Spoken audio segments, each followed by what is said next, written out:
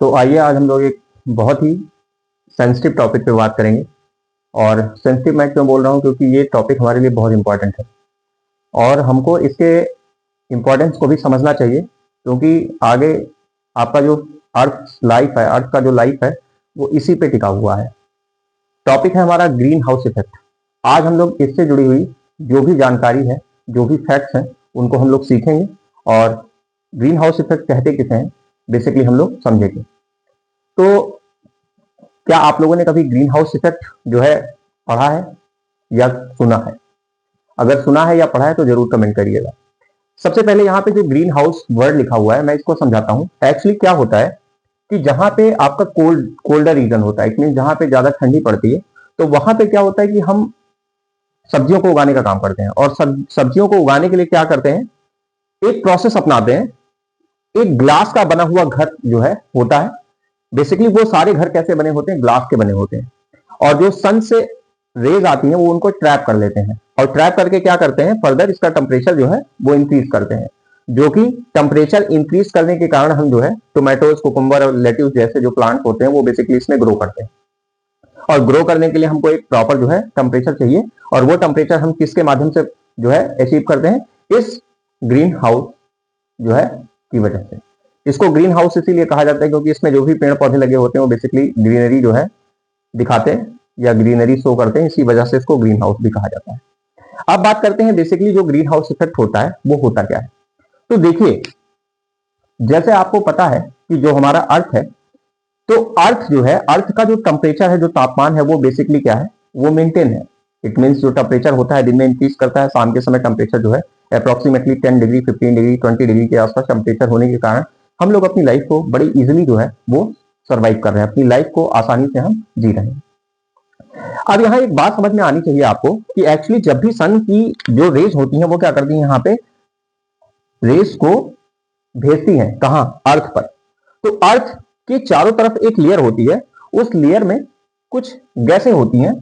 यहां इस लेयर में कुछ गैसें होती हैं, जिस गैस को हम बेसिकली क्या बोलते हैं, ग्रीन हाउस गैस बोलते हैं। क्या बोलते हैं, ग्रीन हाउस गैस बोलते हैं। और वो जो ग्रीन हाउस गैसेज होती हैं उसमें से क्या होता है, एक तो मीथेन होता है, एक तो कार्बन डाइऑक्साइड होता है, एक नाइट्रस ऑक्साइड होता है और एक वाटर वेपर होता है।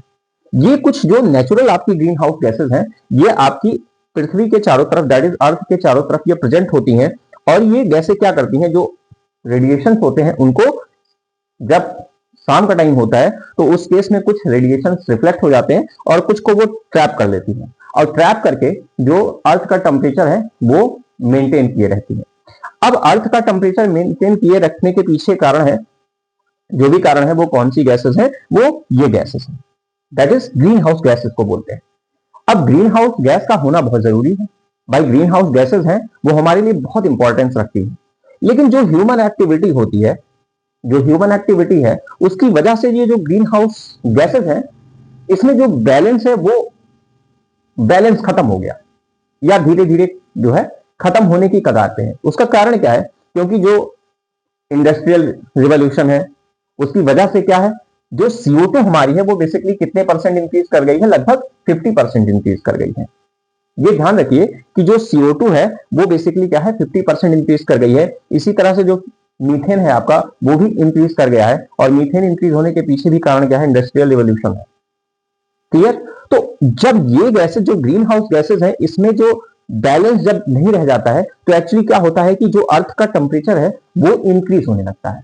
और अर्थ का जब टेम्परेचर इंक्रीज होने लगेगा तो ये समय ऐसा आएगा जब अर्थ का टेम्परेचर इतना हो जाएगा कि आप वहां पे सर्वाइव नहीं कर पाओगे। और इसी वजह से होता क्या है, जब ये गैसेस का जो अमाउंट होता है वो इंक्रीज करता है तो पहली चीज ग्लोबल वार्मिंग होना शुरू हो जाता है। आपने सुना होगा ग्लोबल वार्मिंग, मतलब ग्लोबल वार्मिंग बेसिकली क्या है, लगातार अर्थ के टेम्परेचर का इंक्रीज होना ही क्या कहलाता है, ग्लोबल वार्मिंग कहलाता है।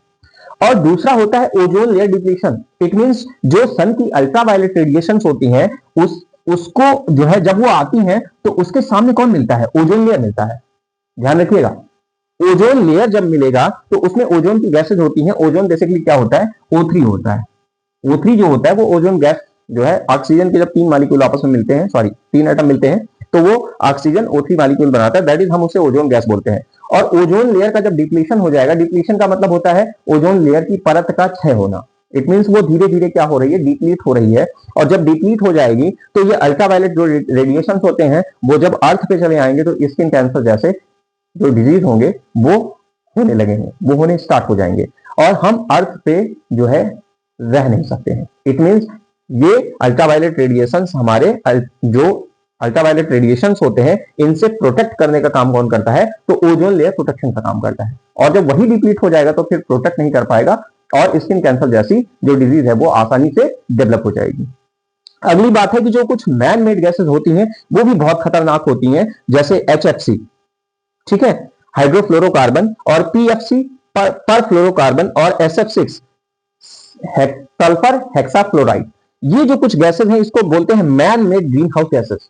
और बेसिकली आपको मालूम है जो फ्लोरोकार्बन है बेसिकली क्लोरोफ्लोरोकार्बन, CFC भी ले सकते हो। तो ये सब क्या होती हैं, ये सब जो है जैसे AC आपका चलता है तो वहां से CFC निकलता है, तो ये गैसेस जो होती हैं ये ओजोन लेयर को डिप्लीट करती हैं। अब ओजोन लेयर अगर डिप्लीट हो गई है तो नेचुरली क्या होगा कि जो हमारा अल्ट्रावायलेट रेडिएशन है वो इजिली हमारे अर्थ तक पहुंच जाएगा, जो कि हमारे लिए बहुत जो है डिसएडवांटेज पैदा करने वाला है। क्लियर? तो ये बात हमको समझ में आती है कि बेसिकली ग्रीन हाउस इफेक्ट होता क्या है, ग्लोबल वार्मिंग होता क्या है, ओजोन लेयर डिप्लीशन क्या होता है। अब यहां पे एक वर्ड मैं जोड़ देता हूं, रनवे ग्रीन हाउस इफेक्ट। ध्यान से सुनिएगा, बहुत इंटरेस्टिंग है। रनवे ग्रीन हाउस इफेक्ट होता क्या है, तो जो आपका अर्थ है उसकी जो सिस्टर है, अर्थ की जो सिस्टर है वो कौन है, वीनस है।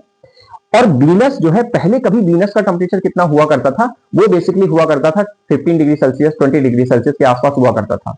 लेकिन एक्चुअली हुआ क्या कि जो आपकी वीनस है वहां पे वाटर वेपर है, जो आपकी ये जो ग्रीन हाउस गैसेस है उसमें क्या हुआ, वाटर वेपर बनना शुरू हो गया। और वाटर वेपर जब बनना शुरू हो गया तो उसने क्या किया, जो अर्थ जो आपके जैसे अर्थ पे जो ओशंस होते हैं उसी तरह से आपके वीनस पे भी ओशंस हुआ करते थे, उस ओशंस को पूरी तरह से उसने खत्म कर दिया। और जब वाटर वेपर ने उस सिस्टम को दैट इज ओशंस को पूरे खाली कर दिया, उसको एब्जॉर्ब कर लिया, तो उसमें CO2 की मात्रा बढ़ गई। और जब CO2 की मात्रा बढ़ गई तो CO2 की मात्रा बढ़ने के कारण क्या हुआ कि वो धीरे धीरे धीरे धीरे उसमें ग्लोबल वार्मिंग पैदा हो गया और उसका टेम्परेचर इतना ज्यादा बढ़ गया कि वो एक आग के गोले में बदल गया। और इसी इफेक्ट को बोला जाता है रनवे ग्रीन हाउस इफेक्ट। समझ गए?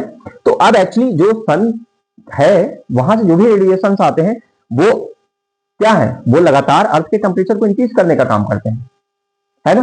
तो नेचुरली अगर देखा जाए तो ये जितनी गैसेस हैं वो हमारे लिए इंपॉर्टेंट है, लेकिन जो ह्यूमन एक्टिविटी है उसकी वजह से क्या होता है, ये जो गैसेस हैं इसमें बैलेंस जो है वो नहीं रह जाएगा। अगर बैलेंस नहीं रह जाएगा तो बेसिकली क्या होगा कि ह्यूमन जो लाइफ है वो इजीली आप सर्वाइव नहीं कर सकते हो। और इसी कारण जो है ये जो global warming, ozone layer depletion जैसी जो घटनाएं हैं वो लगातार इंक्रीज करती जा रही है। इसीलिए हम लोगों को कहा गया है कि जो ह्यूमन है उनको इको फ्रेंडली बनाया जाए, जैसे सिस्टम आपका हो वो इको फ्रेंडली हो। अगर सिस्टम आपका इको फ्रेंडली है तो बेसिकली इनसे हम बच सकते हैं। अब आप ये कहिए कि हम पूरी तरीके से इसको रिमूव कर सकते हैं, then it is not possible. क्यों? क्योंकि ह्यूमन क्या करता है, अपनी आवश्यकता के अनुसार हर चीज का क्या करता है, वो यूज करता है। जैसे अब हम क्या करते हैं, डिफॉरेस्टेशन, दैट इज वनों की ज्यादा से ज्यादा हम लोग कटाई करते हैं।